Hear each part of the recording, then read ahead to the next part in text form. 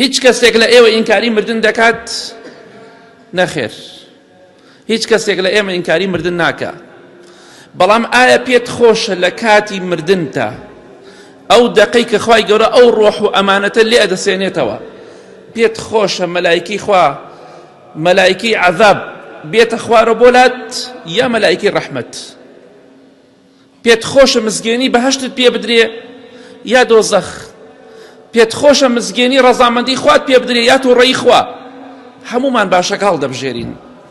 دەی خوای گەورە دەفەرمی ئەو کەسانی کە بەردەوامن لەسەر دینداری و خواپەرستی، تەنها مانگی ڕەمەزان عیبادەتی خوا ناکەن، لە کاتی مردنیانە کۆمەڵە مەلائیکەیەک دابەزنە خوارەوە سەلامی خوایانە سەر بێ، پێیان دەڵێن مەترسن، خەمیش مەخۆن لەوەی کە لە دنیادا بەجێتان هێشتووە.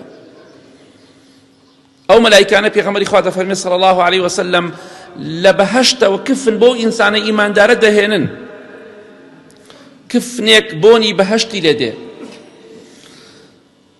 ئەو مەلایکانە سەلامی خوایان لەسەر بێ حتا چاوی ئەو مرۆڤە ئیماندارە بڕ بکات، مەلایکەی خوا بە دیاریانەوە دەبن، بە دەوریانە دەبن. چەند خۆشە لە کاتی مردن تا حتا چاوت بڕەکە مەلایکەی خوا ببینی. دەی بەردەوام بە لەسەر دینداری خواپەرستی، خوا بناسە و بەردەوام بە لەسەری. وەڵڵاهی لە کاتی مردن تا خوای گەورە ڕەحمێکت پێیەکا بە خەیاڵتان نەهاتووە. والله کۆمەڵە کەسێک دەبینی کە مەلایکەی خوان قەت نەیانت بینیوە، لە ژیان تاوانت نەبینیوە. والله مەلەک المەوت سەلامی خوای لەسەر بێ دێتە دیارسەرت بەو پەڕی ڕێز و خۆشەویستیەوە دەفەرمێ ئەی نەفسە پاکەکە کە لە ناو لاشەیەکی پاک و ئیمانداریا بووی، دەرچۆ بۆ لای ڕەزامەندی خوا و بەهەشتی خوا. دەی بەردەوام بە لەسەر دینداری خواپەرستی. کۆمەڵێ مەلایکەی جوان کە دەموچاویان پێغەمبەری خوا دەفەرمێ صلی الله علیه وسلم وەکو مانگ وەکو خۆر دەدرەوشێتەوە.